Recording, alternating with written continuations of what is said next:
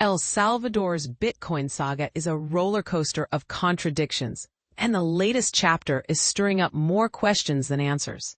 4 years after making Bitcoin legal tender, the country's president, Nayib Bukele, has become both a crypto icon and a lightning rod for controversy.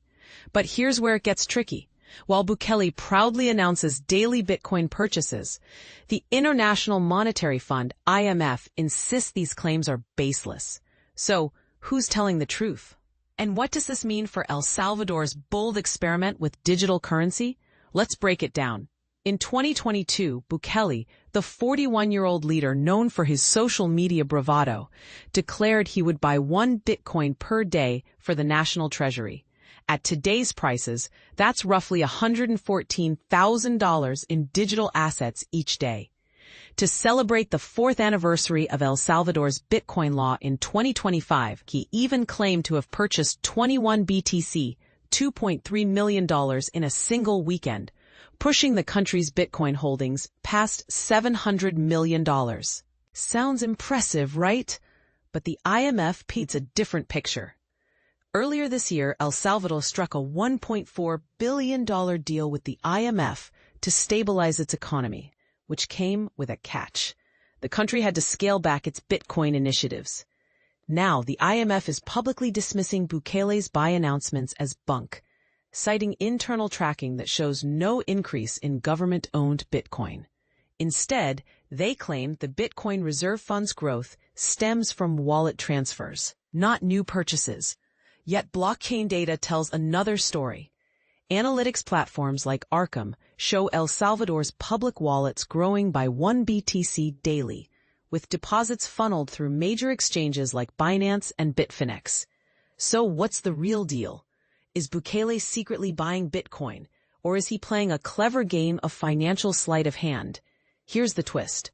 Before the IMF deal, the government's Bitcoin acquisitions were shrouded in secrecy. Bukele would often boast about purchases on Twitter, yes, even claiming to buy Bitcoin while in the toilet.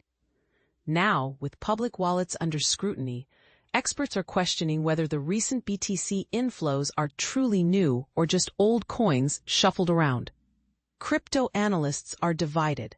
Some argue that the Bitcoin in question could have been purchased months or even years ago, then moved from dormant exchange accounts into the newly transparent reserve. Others suggest Bukele might be orchestrating a wash trade, a tactic where funds are transferred between government accounts to mimic market purchases.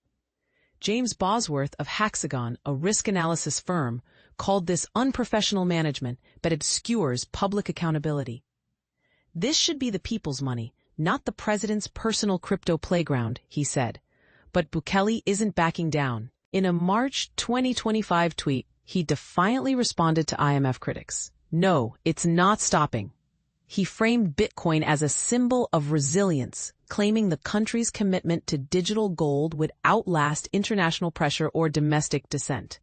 Yet skeptics wonder, is this a visionary gamble or a risky gamble with the public's money? And this is the part most people miss. The IMF stance isn't just about Bitcoin. It's about control. By tying financial aid to Bitcoin restrictions, the IMF is pushing El Salvador to prioritize traditional fiscal policies. Meanwhile, Bukele's supporters argue the president is defending economic sovereignty against global institutions. Where do you stand?